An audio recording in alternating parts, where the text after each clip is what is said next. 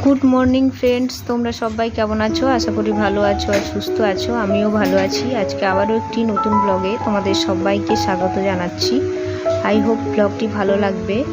আর সকাল থেকে ভিডিওটা শুরু করলাম, ওই সকাল 6টা থেকে।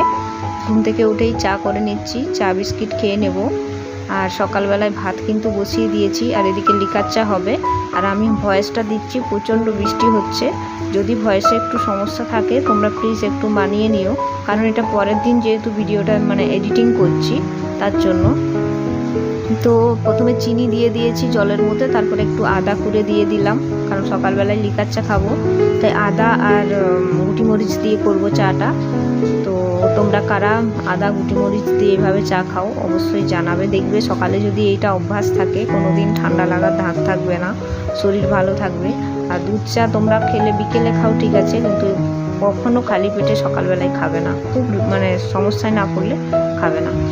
তো তারপরে এই যে চাটা দিয়ে দিলাম, যখন পুরোটা ফুটে গেল সব কিছু, চা গুটি মরিচ আদা, চা বলছি আবার, ওটা গুটি মরিচ আদা আর চিনি সব যখন ফুটে গেল, তারপরে চাটা পাতাটা দিয়েই জাস্ট ফুটিয়েই নামিয়ে দিলাম। কারণ একটু যদি বেশি ফুটিয়ে দিই তাহলে কিন্তু কষা হয়ে যাবে খেতে। আর লিকার চা এরকমই হয়, তোমরা যারা করো অবশ্যই জানো। তো ওই যে চাটা হয়ে গেল, এরপর আমরা দুজন মিলে একটু চা বিস্কিট খেয়ে নেবো। আর একটু বসেও নিয়েছিলাম সেই সময়টা, বসে বসে একটু মোবাইল দেখছিলাম, মোবাইলে ব্লগগুলো দেখছিলাম, কার ব্লগ কেমনভাবে করছে, কে কেমন করছে। আমি অনেকেরই ব্লগ ভিডিও দেখে থাকি, তো সেগুলোই দেখছিলাম। তো তারপরে বিস্কিট আনা করালাম একটা প্যাকেট, কারণ আমার ওই কয়েকটা বিস্কিট আছে যেগুলো ওর খেতে ভালো লাগে, বাট আমার ভালো লাগে না। আমার একটু এরকম সাদা সিধা বিস্কুট, যেগুলো খুব মশলা হবে না, একটু নোনতা টাইপের, বা মেরি বিস্কুট সেটাও ভালো লাগে, কিন্তু অন্য যে বিস্কুটগুলো মিষ্টি ওগুলো ভালো লাগে না। আর এই যে একটা বিস্কুট দেখছো, এটা কিন্তু মিষ্টি, এটা ও পছন্দ করে, আমার ভালো লাগে না আবার। তো সেটাই দুজন মিলে খেয়ে নিলাম।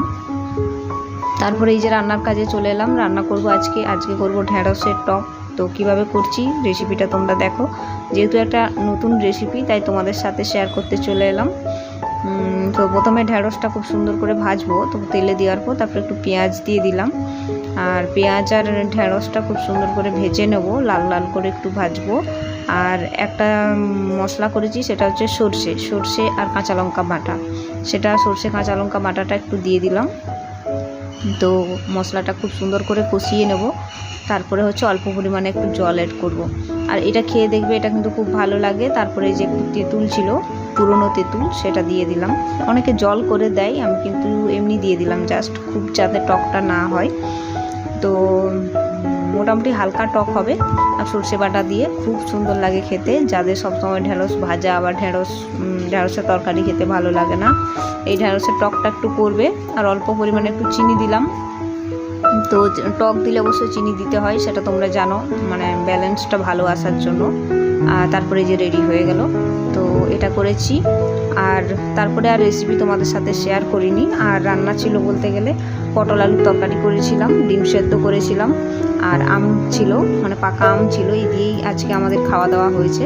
তারপরে কিন্তু রেস্ট নিয়েছিলাম একটু, তারপরে চলে এলাম খাওয়া বাসনগুলো ধুয়ে নেব। আর আজকের দিনে কিন্তু খুব একটা বৃষ্টি হয়নি, মেঘ ডাকছিল। বৃষ্টিটা শুরু হয়েছিল সন্ধেবেলা থেকে পুরো গোটা রাত্রি বৃষ্টি, প্রচুর বৃষ্টি। আর সকালবেলায় আজকে ভয়েসটা দিচ্ছি, এখনও বৃষ্টি হচ্ছে বাইরে। আজকের ব্লগটা কালকে তোমরা দেখলে বুঝতে পারবে কি পরিমাণে বৃষ্টি হচ্ছে। তো বর্ষাকাল বৃষ্টি না হলে মানায় না। তো যাই হোক, আজকে একটু মনে হচ্ছে বর্ষাকালে যদি বৃষ্টি না হয় ভালো লাগে বলো? সত্যি বর্ষা প্রত্যেকটা ঋতু উপভোগ করা দরকার। বর্ষার সময় বর্ষাটাকে উপভোগ করা দরকার, শীতের সময় শীতটাকে। তো সারা জীবন যদি গরমকাল রয়ে গেল তাহলে আর কি বলবো। আমার তো মনে হচ্ছে শীতকাল গ্রীষ্মকাল বলে কিছুই না, শুধু গরমকাল, প্রত্যেক সময় শুধু ফ্যান চালাতে হচ্ছে। তো বন্ধুরা, ব্লগটা আজকে এখানেই শেষ করলাম। আগামীকাল আবার তোমাদের সাথে দেখা হবে। ততক্ষণে সবাই সুস্থ থাকবেন, ভালো থাকবেন।